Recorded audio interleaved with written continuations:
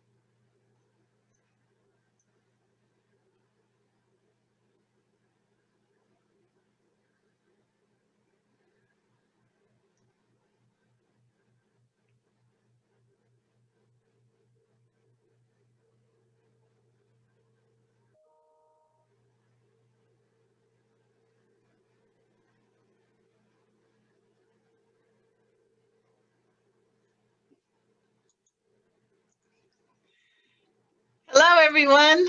My name is Karen Kag, and I'm here with Kathy Milanowski, and we want to welcome you to 432 Hearts Hz Blvd here on Psychic Karen Kag, and I'm here with Kathy Milanowski. One second, and we Karen. want to welcome you to 432 Hearts Hz Blvd here on Psychic Karen Kag, and I'm here with Kathy Milanowski. One second, and we Karen. want to And those are just my multidimensional selves chiming in. So we all want to be here with you today.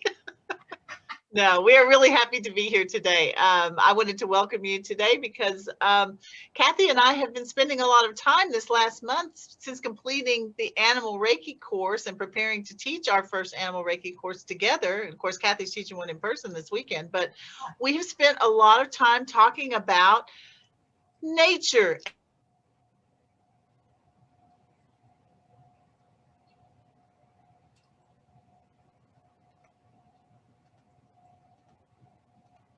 Uh-oh.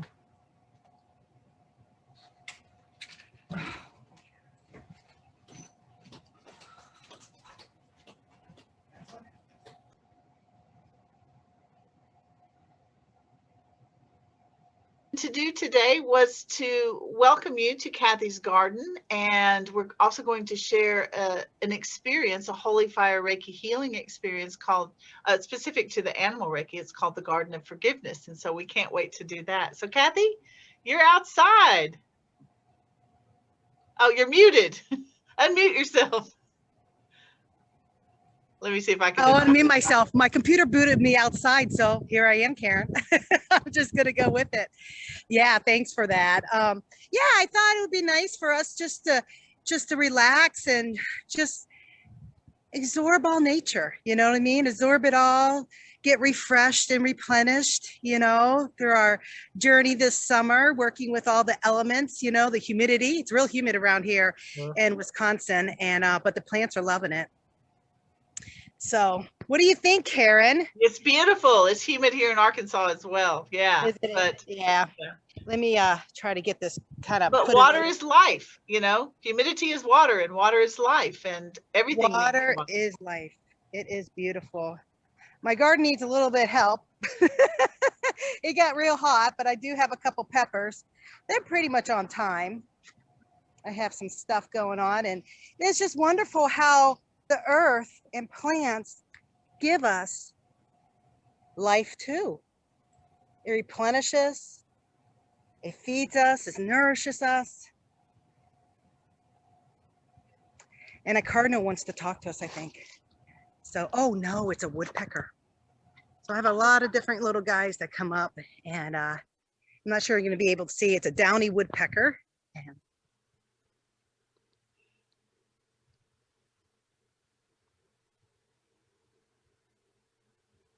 oh, he's letting me. In that big tree? Yeah. You hear him?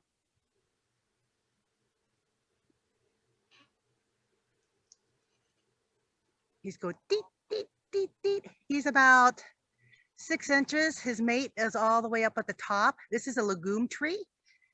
And hear him? Yeah.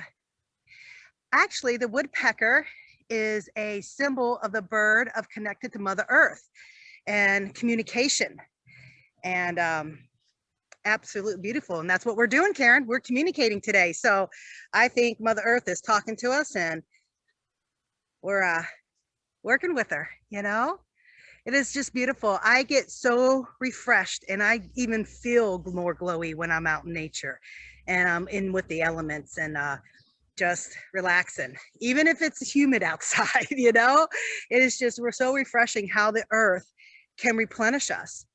But it makes sense too, because we're earthlings, you know, we're here on earth, Karen, and it's like, it's just a beautiful, beautiful, it's just beautiful. How can you not like it? It is. Yeah. And, you know, being Reiki practitioners, of course, we don't just give Reiki to ourselves, but we also give Reiki to the earth. In fact, we learned a particular technique to do that in the animal Reiki master. But I had, because I live in Arkansas in the wilds of the Ozark Mountains, I frequently go wading into streams, and I send Reiki through the bottoms of my feet. And there's Jared. Yeah. Talk about that, Karen, about how putting Reiki to the bottoms of your feet. Mm-hmm. Because we have chakras in the bottoms of our feet, and normally when we're doing Reiki, we're thinking a lot of course, it's coming out of the chakras in the palms of our hands, and sometimes we send it with our eyes, but most of the time we're focused on the 7 major chakras, you know, the crown, the third eye, the throat, the heart, the solar plexus, the sacral, and then the root. But we have other chakras. We have like one above our head. We have one about a foot down below our feet that goes into the earth star chakra, but we have chakras in the bottoms of our feet. And my favorite way to ground is to go outside and pull the energy up from the earth through the bottoms of my feet. But as Reiki practitioners, and the earth needs so much, we can also send that life force energy, that Reiki means spiritually guided life force energy. We can channel that through us down to the earth, sort of like little lightning rods, like little grounding rods, you know, that we can channel that energy into the earth as well to give back to Mother Earth, to, you know, because she gives us so much. I mean, we're perfect conduits. We're made of so much water, you know, and energy is always around us, through us. You know, we might perceive it or not perceive it. It doesn't matter if you're a Reiki practitioner or not. And we're great conduits for the earth. Mm-hmm. Beautiful. Yeah, and I think even if you don't have Reiki, so I love to stand in streams, because what I intend is the Reiki is flowing through the bottoms of my feet. I intend that it permeate the water, and that everywhere the water goes, carrying that energy, everything that the water touches, every animal that drinks it, that they are all imbued with that loving Reiki energy. So even if you're not a Reiki practitioner, I don't know if you're familiar with Dr. Emoto's Hidden Messages in Water, but there's a lot of research that shows that water has memory. Water holds intention, and so you could just send loving intentions to the water and intend that everywhere that water goes, it's carrying your love. Yeah. So And just think of your body as one big thing of water. it is. Yes, It is one big thing of And water. when you put your intentions, and if you feel joy or love or compassion, and you put your focus to the earth, you're sending her that. You don't have to be a Reiki practitioner or not. It's all about how we're made up and how, we're a beautiful matrix to go through stuff. So. Because we may have some men watching as well, but I want to say something about women, and because our bodies are made of so much water, we have so much trouble with loving our bodies. There's that body shame, and we just carry so much of that. And every time we look at our bodies and we think, ugh, that intention, that feeling is stored in our bodies. And I know Kathy titled this like a fountain of youth. Well, yeah. What better way to feel younger and to feel more rejuvenated than to send loving energy to your own body? And that's difficult. And that's what we're hoping to help you with today, with a little tool that we're going to do with the Garden of Forgiveness. And if you have, you might be like, well, there's nothing to forgive. When I first experienced this in my Animal Reiki 1, the first thing in the morning, the class, my head was going a mile a minute. I was in class being student, and I said, well, what do I have to forgive? I'm in a pretty good mood, state of mind. And then when I went through it, I realized all this grief in my heart.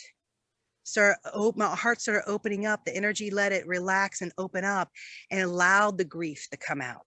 The loud things that I stored so deeply inside, that, things that bothered me lately or deeply, it was able to come out. It was able to have my heart had a trusting feeling just to open up and allow it to come out.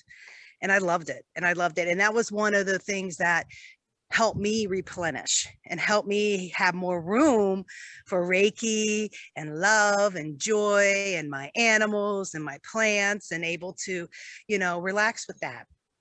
So what was your experience like? Me too. I had the same experience, and I thought that, it's a million little injuries that you need to forgive. That they're tiny little things, and you just push them down. I was talking with Renee Fogtley of Reiki Conciliation, and he was talking about the importance of forgiveness and releasing that. And he said it's important to acknowledge that, hey, that injured me, because I don't know about you guys, but I hate confrontation, and it's easier for me. Say if you step on my foot, and you say, oh, I'm sorry, and immediately I won't say like, yeah, that hurt, ow. I'll say, oh, no, that's all right. I'm fine. Yeah. And I think that's what we do, is that there are a million little tiny injuries that we go through every day. That's just being human. But there's something to acknowledging, like, yeah, that hurt. Or even if it's unintentional, but a lot of times people intentionally hurt you because they're hurting themselves. That saying, hurt people. And so we take that in, and we just kind of, we don't always process it. And so that Garden of Forgiveness, it really helps. It does. It really does. It helps lift things that are buried to me. And it's like something that, like you were saying, little things, big things that you bury down deep inside, and you kind of forget about it. And it does damage. It's a stressor on the body, and the physical, the mental, the spiritual. All of it. Being in the world is tough, it is. I'll give you go ahead. But it's joyful for the experiences that you have. You might be in the moment saying, I'm not enjoying this experience. There's no way I signed up for this experience, but you probably did. And you're going to go through it, and you're going to hopefully realize that you have a choice to repeat it again or not. And if you do, then you need to learn a little bit more. And I've repeated a lot of lessons in my life, but I've started learning how to embrace the moment. It doesn't matter if it's unpleasant or if it's pleasant. And then after I embrace the moment fully, I let it go and I go on, or I try to. Until I do the forgiveness experience and realize that I didn't do some stuff. So it's like, that's the art of letting go, is to embrace it and then let it go, feel it and process it fully, but don't get attached to it. And that's a lot easier said than done, It at least is. for me. Yeah. It I mean, is. I'm 57. I'm still not good at it. I didn't learn to process feelings until, gosh, I didn't realize I was angry until I was like 32. Right. Because I I mean, shoved it all down. I don't know about you, Karen, but my students, that's one thing that they report over the years is that, Reiki didn't make things easier to a point. I mean, in this way, like things still happen to them. Mm-hmm. But what happens, a couple things that everybody seemed to have the same patterns, that I didn't experience it like I would have if I was pre-Reiki, post-Reiki, well, before Reiki. It's like I didn't take things I experienced them, but I was able to let them go a little earlier than I would have. Or that would happen, or like Reiki for some reason helped prepare my auric field, so when I needed help, it started flowing through, kind of deal. So it's kind of nice how Reiki does work and how it helps you work on your own self, so you're not able to harm yourself so much through your experiences. Flow is the word that keeps coming up as you're, and it is that. It's I used to have a t-shirt that said everything, it had a cat on it, like going down with its claws, and it said everything I ever let go of had claw marks all over it. And I thought, that is so true. And so like you said, don't hold on to it, good or bad, because life is a flow and a process. I'm looking at that beautiful, beautiful tree behind you, Kathy. I do. It's beautiful. And I think, oh, isn't it beautiful? Like trees, they realize that everything is a cycle. They don't sit there and try to hold on to their leaves and they're afraid to let them go because they live in the flow. Their roots are in the ground. They know that I'm looking at where it looks like a branch was cut off or broke or something there, and it just healed. It has has a scar, but it healed. And it sap. It bled when we had to cut it down. It was a huge, huge. It's probably big as some trees, that branch. But it did heal, and it did go with the flow.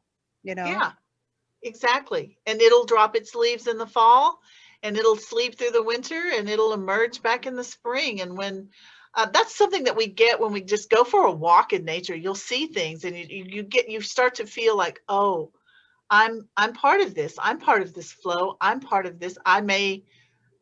Lose metaphorical limbs in my life. I'm an empty nester. My only child went to college, and moved out. That was like losing a limb. But you know what?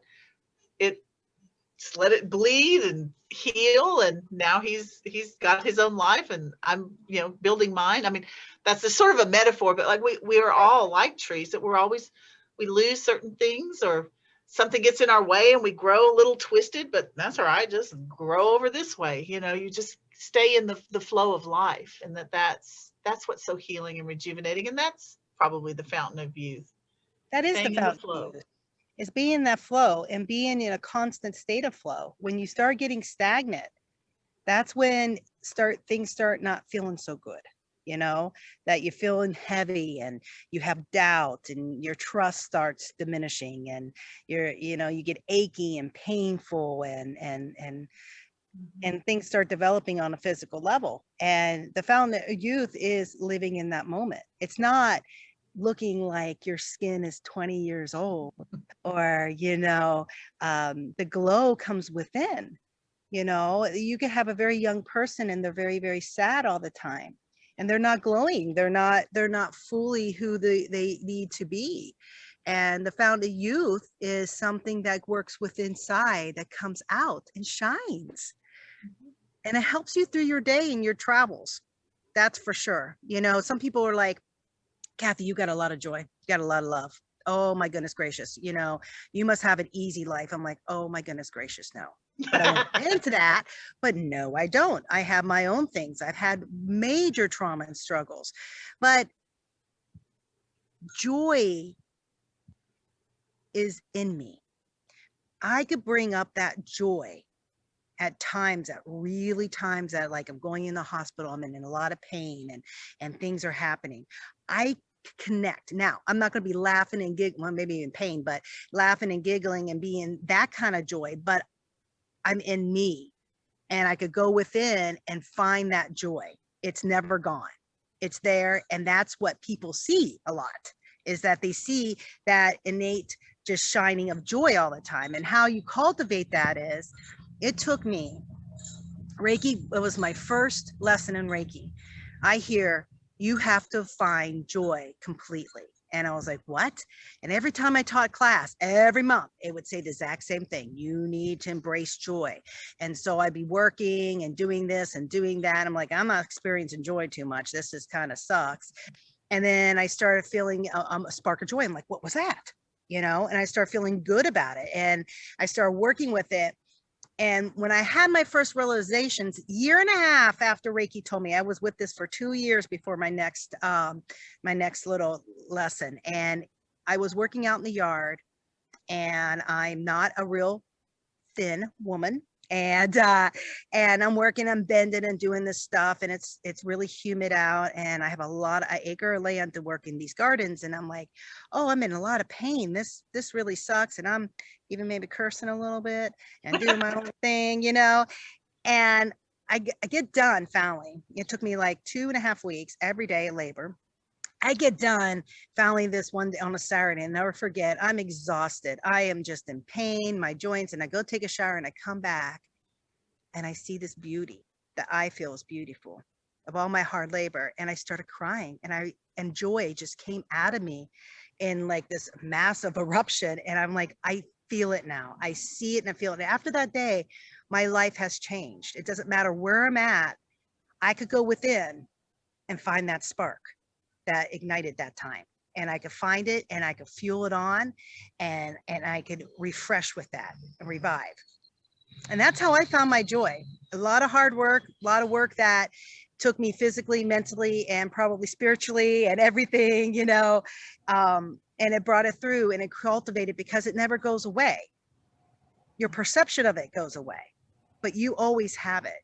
You are joy, you are love, right? They're all those beautiful things.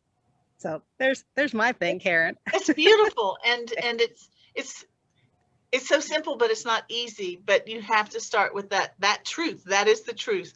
The joy is in there. You have to look and find it. Yeah. Because I think maybe it's our culture that we're sort of conditioned to look for joy outside of ourselves. Like, if I buy this, I'll be happy. If I go on a trip to this place, I'll be happy.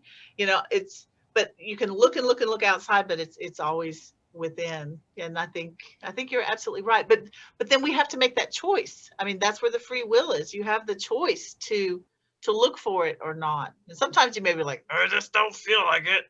But look anyway. Yep.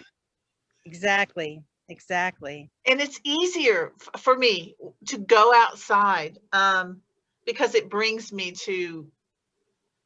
back to myself. You kind of get lost in like, look at that ant. What's it doing? You know, maybe it's because I'm easily distracted, but it takes me out of myself enough that then I can make the choice. Like, if they are, I don't know, carrying little leaves and they're happy, I mean, could I be happy too? It really takes me out of my pain and then back in, so that I can, it's almost like taking a nature shower, you know, like washing away I all like that idea. matter. Yeah. It doesn't matter. All the stuff that I'm worried about, it doesn't matter. When I go out into nature, I realize that doesn't matter. And then I can look inside. But you do have to make the choice to look inside and know. Maybe it's hard until you've found it once, like you said, but listen to Kathy. It's in there. That spark of joy is in there. Just go in and find it. And then it gets easier to find, because then you get familiar with, like, oh yeah, I know it's in there. Where's it? There it is. and then bring it out, make it bigger. And Reiki is just a great tool to help you with that, you know, and that's what Reiki is a bridge, and it helps you connect to your divinity and who you are, and you start beginning that beautiful relationship with it. Yeah. and every Reiki I've ever connected with or learned in a program, it is a different feeling to me. I'm an empath, just like Karen, very deep empath with her. And it is a feeling to me, a different frequency. Everybody processes a different way and through their senses, but I'm a feeler. And when animal Reiki came to us and we started working with it, and it has, for me, it has a very deep rooted connection to the earth. What do you think, Karen? Me too. Yeah, definitely. And I thought it was for animals, and it is, but it's so much more than that. It's an earth Reiki. It really is. Well, me and Karen have been talking about this for a long time, and we actually got together, and we're going to teach a Reiki program in 2 weeks, an online Reiki 1 and 2, animal Reiki. And I started thinking about it, and I started working with the energy more and more and more. It's kind of just presents itself all the time to me. And I started thinking the divine animal kingdom, where the energy came from. And it makes sense to me now. It was like aha moment. It's like, of course it's going to be very earthy. The animals are on the earth. They understand probably a lot more than we do about a lot of different kind of energies through their own perceptions and senses. They do. And of course it's very earthy to us, So I was thinking, okay, I get it now, thank God, because I teach this weekend. That's so great, but I get it. And it's just a beautiful energy. Animals just seem to, and plants and humans. I did an animal Reiki on a puppy mill puppy that was breeding, and basically he didn't have a jaw. He had his tongue hanging out.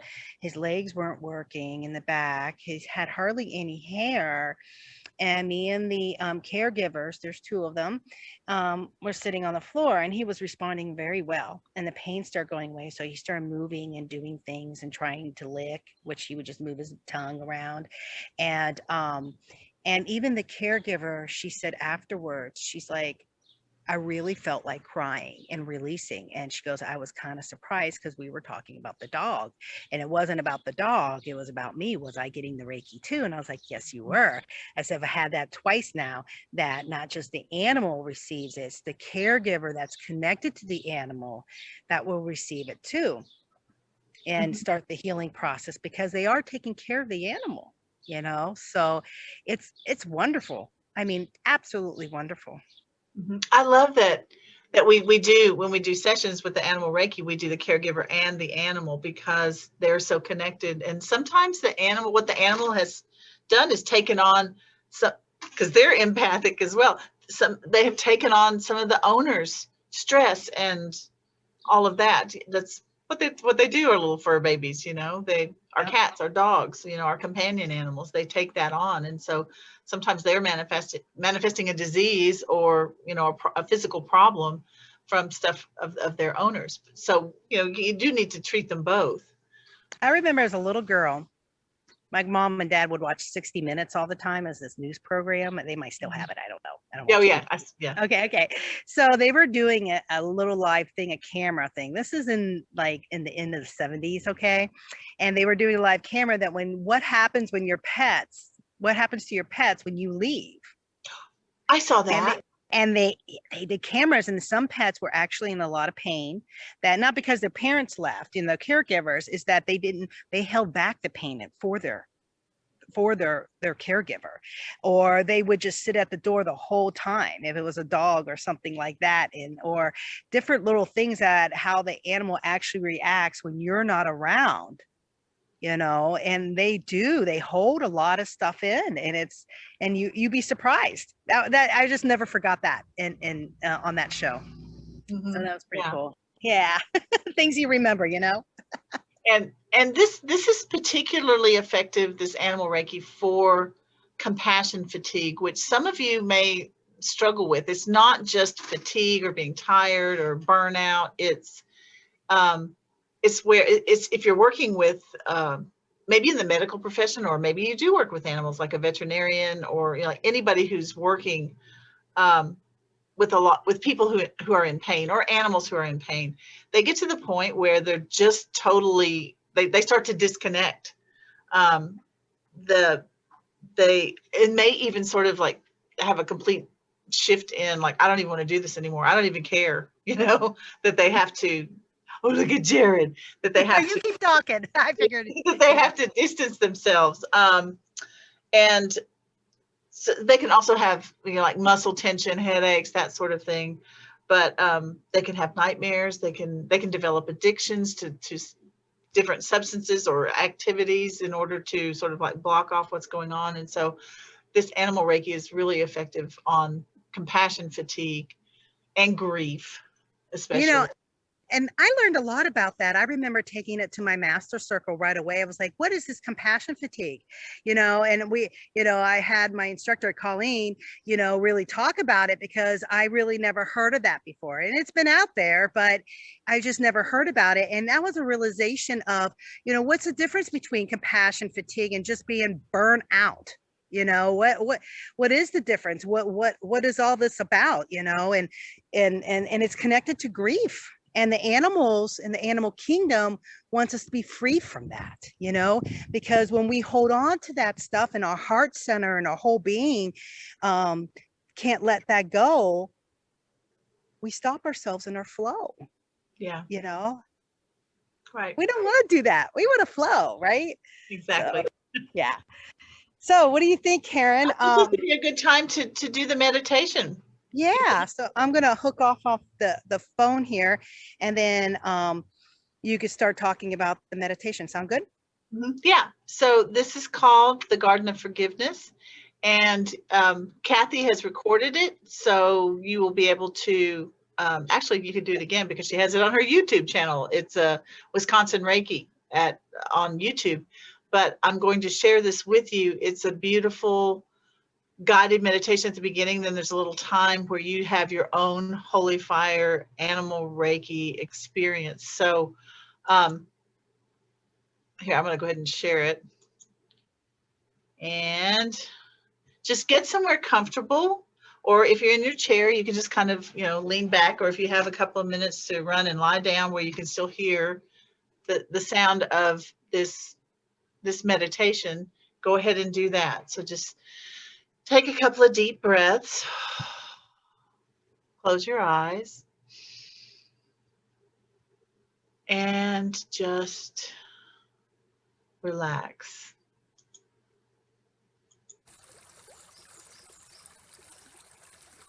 The Garden of Forgiveness experience. The intention to heal your grief, your imbalanced empathy, and compassion fatigue.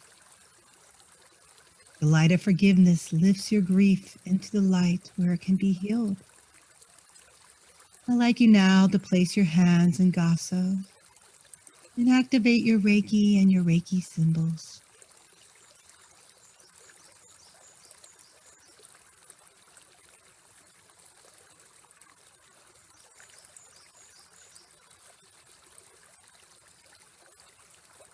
Close your eyes and take a couple deep breaths.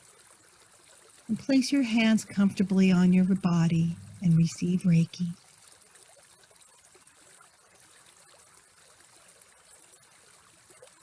I'd like you to imagine a beautiful day. It's warm and sunny, and it's just perfect for you. The smells, the sounds, and light is shining all around you. The beauty of the divine earth fills you with every breath. You see a path ahead. You feel compelled to follow it. And ahead of that is a bridge. And before you reach the bridge, an animal friend appears beside you, offering their love and guidance across the bridge. As you cross over the beautiful bridge, you notice all the aluminum light beams and the river of life flowing underneath the bridge. Sparkling light, full of color, shines on the water.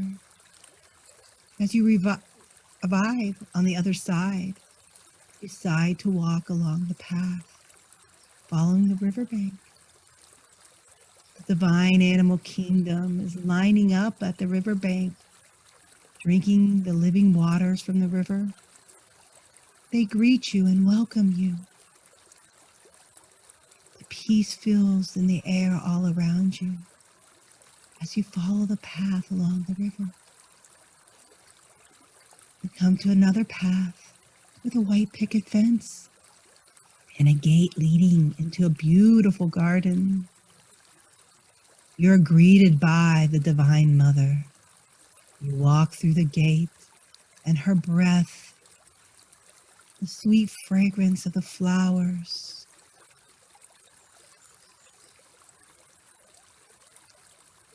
peace and light is all around you, surrounding you with love. She guides you to lie down in a soft bed of rose petals. The angels, the Divine Mother, the Spirit of the earth, the divine animals, and ascended masters surround you. The divine animal kingdom stands in the circle around you and shining their blessings through you. Take another deep breath. Allow yourself and the Mother Earth to cradle you as you relax. A brilliant light from the highest heavens shines directly on you. The light washes over you, and you simply receive the grace of forgiveness. The light and grace of forgiveness washes over you and the animals.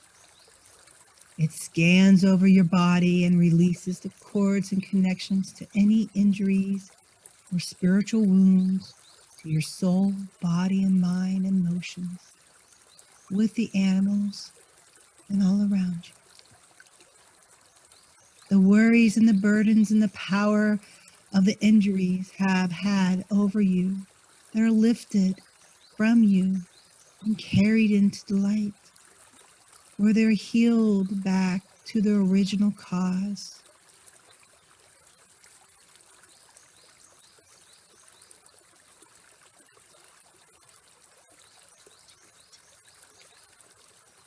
The light of the heavens is shining on you. And as you breathe in the light within you is revealed. Your wholeness, your beauty, your grace, your love, and your love for the animals. And their love for you fills your heart, shines through you. As you rise from the bed of roses, you walk over to the circle of the divine animals, and you realize that your light is beautiful like theirs. You step into the circle, and you take your place among the animal kingdom. Your light is like theirs. Your heart beats in the same rhythm as their heart. Your breath is the same breath of the earth. Your spirit is free and cleared and empowered. The light of grace shines upon you. Receive that light.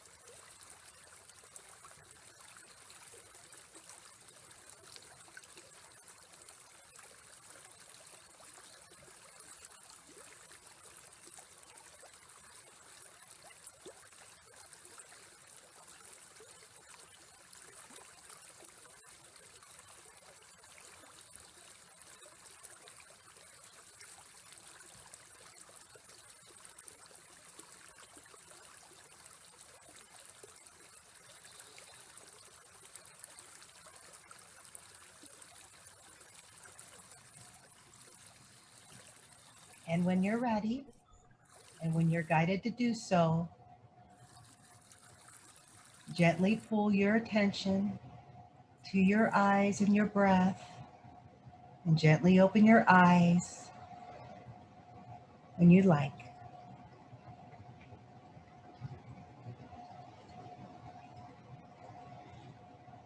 That was wonderful.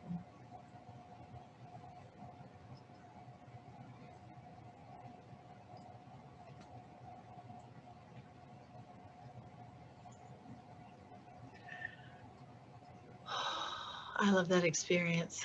I do too. I do too, even giving it. I do. I love it. It clears me out, it clears my heart, and it's just so wonderful. So just to kind of sum up for today, if you have any comments or questions, please post them below in the comment section on Facebook. If you are catching this on YouTube, you can also comment below in the comment section. Do you have it open for comments when you post it on YouTube, Kathy? I'm pretty sure, yes. I'm still learning this stuff, but yes, I do believe so. Yeah, because we would love to hear about any experience, any clearing that you experienced, or any anything you'd like to share with us. We'd love to hear it. And so summing up today, it was all about connecting to nature, getting back in the flow. I love that Kathy said to go inside and look for your spark of joy, and that's how you keep yourself in the flow and in the fountain of youth, if you In the will. fountain of youth, right?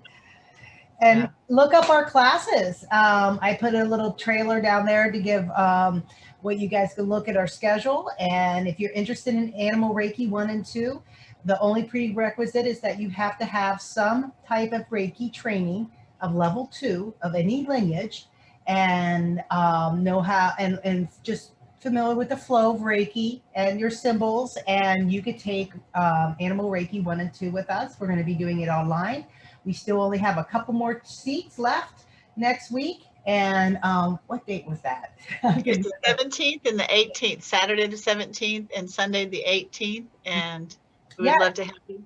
And also we have coming up in October, we have a special class that we've put together specifically for, it's regular Reiki 1 and 2. So you learn the history, the hand positions, everything about Reiki. But we also added on some extra meditations, some extra guidance for intuitives, highly sensitive people, and empaths. So that's going to be a special class in October. You can find it on the website, Kathy's website or my website. I've got it on the calendar. And then we also have a master level course with the psychic flare coming up in November. So both of those will be. The students really enjoyed the psychic flare one in Reiki 1 and 2. Mm-hmm. We taught them a lot of little different extra tools. We didn't really hunker down because you do learn a lot of Reiki tools with our school Reiki training. So you do that, and that is part of, if you ever wanted to get an International Center Reiki training, the RMA program, and become a professional member. One of the qualifications, you have to be taught by a licensed teacher in both class Reiki 1 and 2 and masters. And me and Karen are licensed teachers. So you get 2 for 1 deal on this one. Yeah, that's great. Yeah, it's great to have 2 different perspectives when you're learning Reiki, because there's all their different kind of perspectives, and how I might learn and how teach and how I do things might be a little different from Karen, same person, because we have different ways that we pull things in. We are a fun team, though. I tell you that much. Yeah. Got the big empath. So I want to thank everybody for joining us. I gave us our website. Mine is www.wisconsinreiki.com, and Karen's, yours is? Mine is Reiki-Institute.com. There you go. And you guys can look at our schedules. We teach together, we teach separately, and come join us in some of our stuff, and we'll see you next month. All right. And have a blessed, beautiful day. Bye, y'all.